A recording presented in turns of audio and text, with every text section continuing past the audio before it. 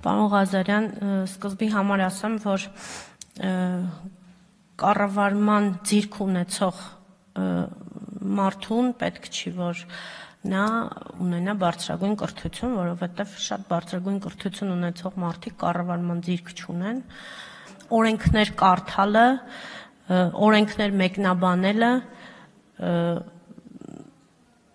այնքան շատ դժվար չէ, ինչքան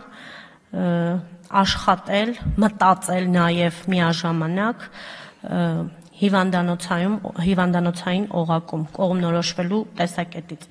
Այս փոքրիկ կենսագրությունը, ինչպես որ դուք նշում եք, այս փոքրիկ կենսագրության հետևում կանգնած է տարիների բազմաչարչար աշխատանք,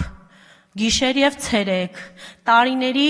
բազմաչարչար կրթություն, անընդհատ, շատ էլ որ ես